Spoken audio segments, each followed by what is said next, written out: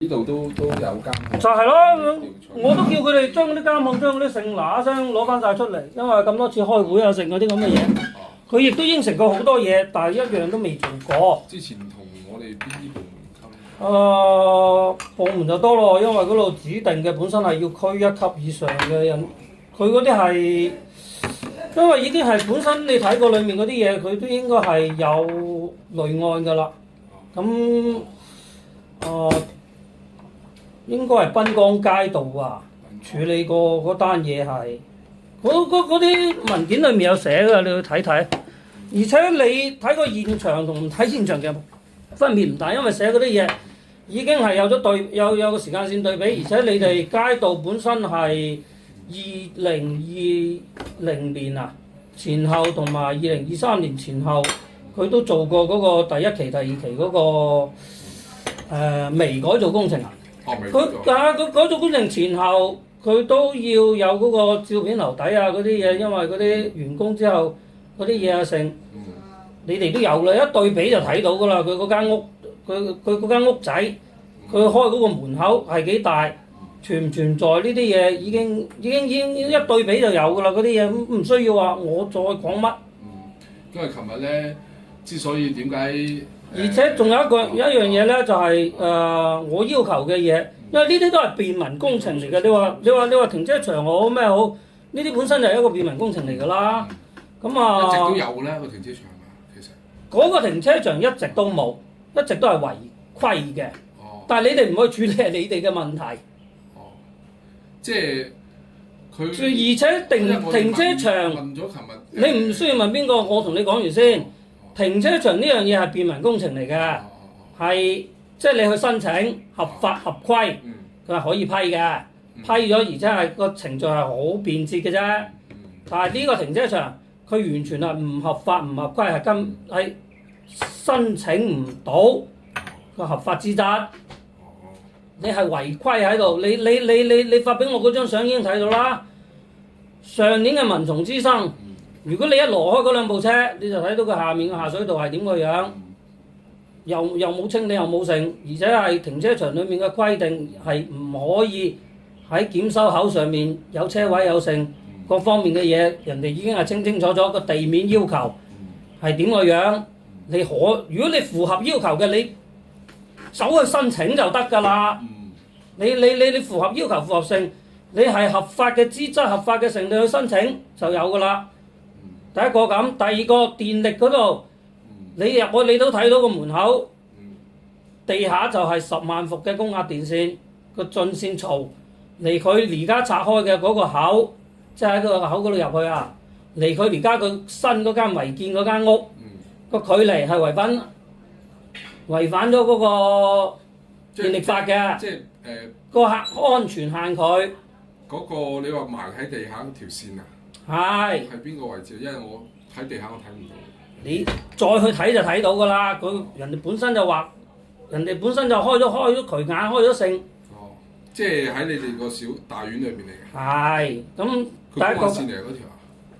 你查翻我嗰啲文件睇到㗎啦，已經係標註咗㗎啦。咁電力法嗰度係咁。第二個，佢違規充電，以前佢係喺個小區嘅樓梯口嗰度，冇一輪嘴啦，慢慢嚟。冇，我真係趕時間，我唔係同你開玩笑，我同人哋開緊電視會議㗎。你係要我嚟，我同你已經寫得好清楚，因為你嗰啲文件你自己睇，嗰啲全部都係法定嗰啲嘢嚟嘅。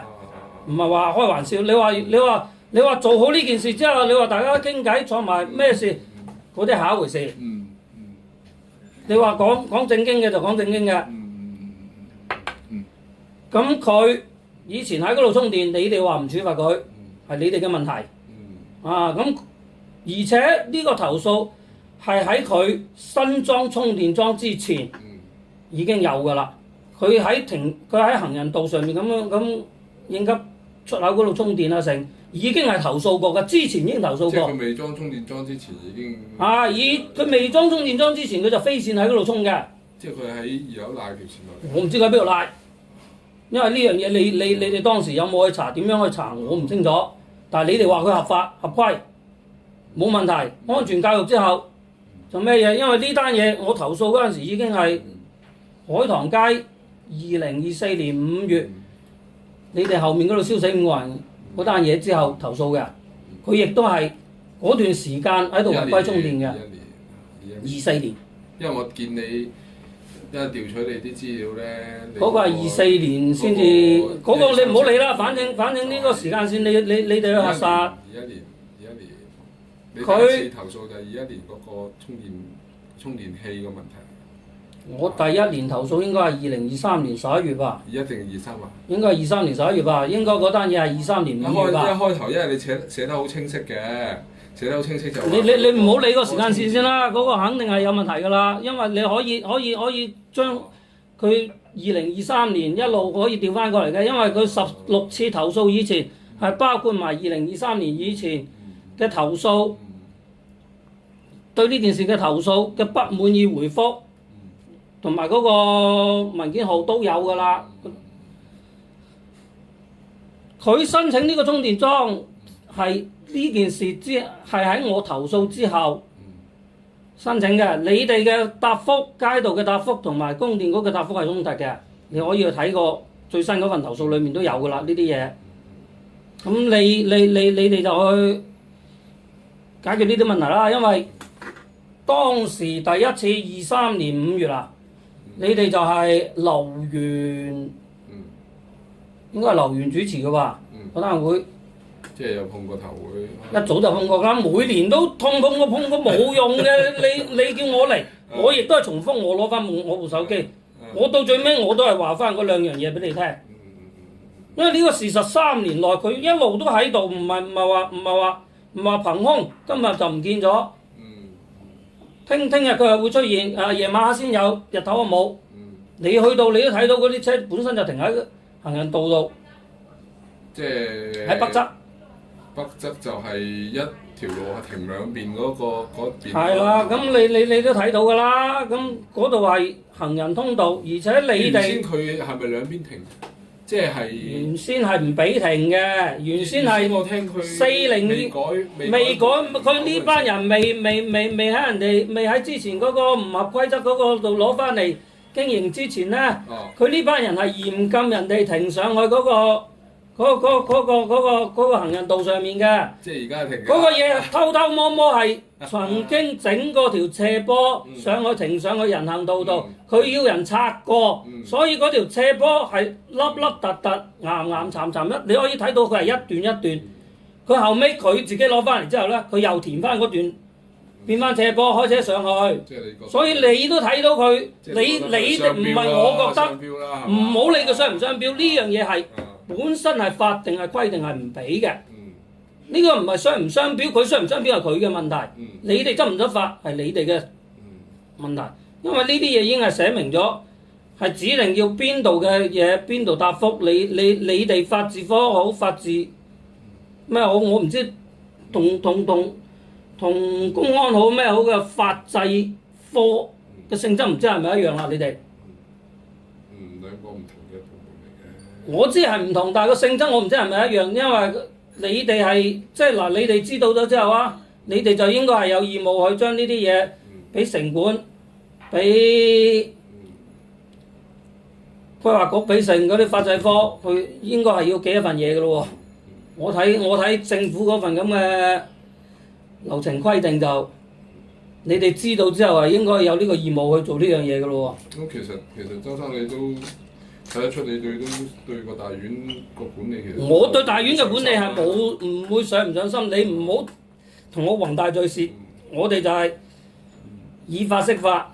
你叫下面嘅部門做好咩以法釋法，佢係合理合規嘅，提供相關嘅證據，證明佢合理合規就得啦。你唔好話斷章取義，你好似佢話開個大門20幾條規定係可以做，係啊，呢個係規定啦，但係人哋規定係紅線以內，規定係簡單產權、單一產權，唔係複雜產權，唔係複雜條件下。可以簡單裁決，呢個條例裏面有㗎，其他佢嘅下面指定嘅條例裏面已經有寫明㗎。你引用嘅條例都唔啱，係嘛？佢本身就係斷章取義啦，呢個本身就係一個斷章取義，只不過係引用咗部分合理嘅，但係人哋嗰條條例係有條件㗎嘛，你唔滿足個條件，你點引用啊？咁佢本身都係錯嘅，呢樣嘢唔係叫斷章取義係咩啊？而且張良佢係知道嘅喎，呢件事我已經同佢講過嘅喎。我話你存在呢個問題嘅喎，點解你唔解釋呢個問題啊？一個合法嘅組織，一個合法嘅單位，你可以去申請個合法嘅停車場，可以個停車場嘅性質係非經營，呢樣係可以去申請嘅。但係你明文規定係你申請咗、註冊咗啦，你呢個停車場就係呢個性質啦。你點解冇啊？你點解唔去做啊？即係原先一直都冇。你而家我通知咗佢咁耐咁咩嘢，佢都冇去做啊？咁你一路就話俾我聽呢樣係合法嘅。原來一直都冇辦過證啊？呢樣我唔知喎，呢樣你唔好問我，因為我唔參與呢啲管理喎。所以我就係想你哋，而且呢個係應該係48個鐘頭，你加我微信已經係過咗40日㗎咯喎。我上個星期先加你微信啫，周生。我投訴嘅日期啊，而且佢呢次係連續2次延期喎。呢樣嘢你叫佢呢2日好盡快咩喎？好解決咗佢喎，唔係你等到星期3咗咩開協調會啊成？你哋點樣處理點樣成？我哋經常都開。我知，你呢啲係你哋內部處理嘅問題，因為我對嘅係海珠區，因為我指定嘅處理部門係海珠區，佢哋俾翻你哋海棠街啊，你哋嘅係你哋之間嘅溝通問題，而且你哋係處理唔到嘅問題咧，你又可以俾翻佢區。呢樣點樣操作點樣成我就唔清楚啦，因為呢啲係你哋內部政府內部嘅規例啊成，因為呢樣嘢指定消防96119係要求係48個鐘頭內，佢係要到現場要成要出具初步嘅判斷啊，初步嘅證明啊成，佢後繼點樣處理要幾長時間？呢樣係有流程有成㗎。但係2年時間啦，你哋都冇做過街道就，因為呢個係指定要求㗎。你話個消防合格啊，佢可以將強制性嘅標準都可以唔要嘅，啊都可以將國家強制性嘅煙規、火規、建規都可以話排除在外嘅。呢個法理喺邊度？佢係點樣引用嘅？消防通道係啊，人哋本身設計就有嘅嘢，你話豁免佢可以攞嚟做停車場，可以唔去申請唔去食，咁你相關嘅單位部門，你既然停車場管理法裡面規定情況嚴重，你下邊冇辦法做簡單決定嘅決策嘅，你就一定要經交管局㗎。消防法裡面規定，你認為係已經係情況嚴重，你都冇辦法去處理，你都冇辦法簡單判定嘅，你必須要經過嗰個咩啊？應急管理局同埋嗰個規劃局㗎，由佢哋判決之後，你只不過係城管，只不過係一個執法單位啫嘛。佢係你根據人哋嘅判決去執法啫嘛。你而家你既做球員又做裁判，你話存在合理性話成嘅呢樣嘢就係你哋去我查12345嗰度咧，我哋都發咗去市場規劃局、市場監督局嘅。市場規劃局嘅回覆啊，更加有問題。佢嗰度佢點處理佢哋嘅問題啦？佢已經係寫咗，佢話佢有工資有噼里呱啦嗰啲嘢，但係你攞出佢合法嘅嘢嚟，佢呢個係合法單位，佢連一個註冊都冇註冊嘅，佢都唔屬於一個合法單位，佢連業主大會好咩好，嗰啲合法最基本嘅合法單位都唔存在。我哋而家就係要佢提供㗎，你車場嗰個實質性嗰而家唔係合法性問題啦。呢啲嘢就你哋去，只要你哋將呢啲資料懟上去規劃局，懟上去成，人哋就會做㗎啦。咁嗰啲嘢唔係我話事，唔係你話事。係啊，又唔係你哋可以決定嘅。你都可以提出一啲意見㗎嘛。我冇意見，你唔需要問我嘅意見，因為我就係需要合法嘅嘢。你提出諮詢12345服務，你就係覺得我提出嘅12345裡面嘅嘢，佢如果佢覺得唔合理，佢唔會話你哋下面街道已經係唔係第一次通過第10幾條好20幾條好否決呢個執行，人哋唔係冇通知過我㗎啦，佢通知過我，但係佢睇到我提上去嘅理據，你哋事實係冇處理，你哋事實係回覆裡面連錯別字都當面大論嘅，咁你話12345會唔會發翻俾你哋啦？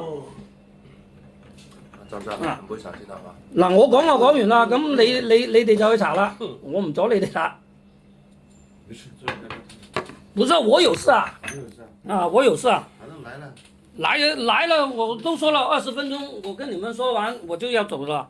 然後就是周生，最後我要說的那個就是周生，主任，我哋咧就我哋咧呢個部門咧最主要係協調，一個好感謝你對我哋街道工作呢種。唔好講啲宏大敘事，唔使講呢啲，即係講完啲實際啲嘅，我知。實際我同你講，依家實際我聽咁耐係嘛？因為我哋之前都有啲回覆啊，因為有啲係佢即係城管啊、有執法啊，包括有消防啊，佢哋依據相關嘅嘢啊。有回覆嘅，我依家想知個一個，你對我哋之前嗰幾點，我哋有冇做咗整改先？冇，完全冇。冇，即係連認識到有呢個問題都冇。嗱，即係完全都冇，係咪先？咁我哋咧都係要睇翻你提出嘅嘢，一個合唔合法？合唔合理？係啊，呢樣嘢你哋去係嘛？對之前嘅嘢就係啦，你唔需要話俾我聽啦。因為我唔係呢嗱，我講埋呢樣嘢俾你聽，你唔使同我講呢樣嘢，我讀埋呢段嘢俾你聽之後咧，你哋點樣去處理就係你哋嘅嘢啦。嗱，我最後鄭重要求，針對之前嘅嗰幾點底線，嚴格按照法定嘅辦結程序，以官方書面形式予以實質性答覆。本人拒絕任何微信語音、私人電話等無效嘅口頭扯皮。案件嘅處理過程同結案報告必須符合政務公開規範，經得起上級監察與法紀審核，嚴盡於此。睇你哋實際行動啦。我講完啦，20分鐘。係啊，真係趕時間，我翻去我就要開會，因為我唔同你哋啊，你哋有咩嘢我數出嚟。喂，你開咩會？坐多陣先啦，好嘛？唔需要，我呢樣嘢唔需要同你哋講係嘛？冇法呢樣嘢冇法。聽一下。冇法，呢啲商業嘅嘢就冇法啦。咁啊，周生，我聽落咧，你係對大樓呢個管理係。你唔好理嗰個主觀意見係乜嘢，反正我客觀嘅嘢嚟查，該係點處理就點處理佢。理解上咧，你應該係對呢個樓嘅管理係有啲。即係你哋係主觀覺得係咪？我唔係主觀。我哋講客觀嘅嘢，唔好講主觀嘅嘢，所以就係、我同你又冇冤有冇仇。我知，因為我哋係第一次見面。我憑咩要主觀咧？我憑我嘅工作。所以我仲啱先講嗰啲嘢，你就真係要佢哋按實質去查。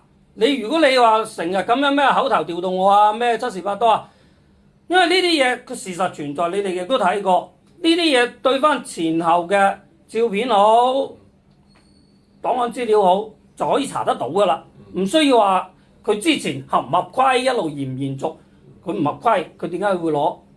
佢點樣去成？你哋點樣處理佢？呢樣係你哋嘅事，你哋行政單位執法部門佢去做嘅嘢係嘛？你可以追究翻佢幾廿年前嗰啲都得㗎。而且呢樣嘢你話如果我涉及到之前嘅利益好咩好，同樣可以追究我㗎嘛，冇問題㗎呢樣嘢，係咪？利益，我相信你同佢哋有冇利益關係嘅，純粹係一個你又喺度住。所以第一個消防安全問題呢度出咗事。你咁樣，即係話一個咧，你首先對自己嘅安全呢個有啲。冇個廿幾分鐘啊！我真係應承咗人哋啊！坐多陣先啦。唔係坐多陣啊，真係坐唔到。因為呢啲嘢，我應承你20分鐘嚟，我就20分鐘嚟係嘛？OK。有空再來了。有空。你催他們趕快吧，因為那個你延期太嚴重了，他26次我都寫好幾個星期了。寫得也挺辛苦啊。不辛苦。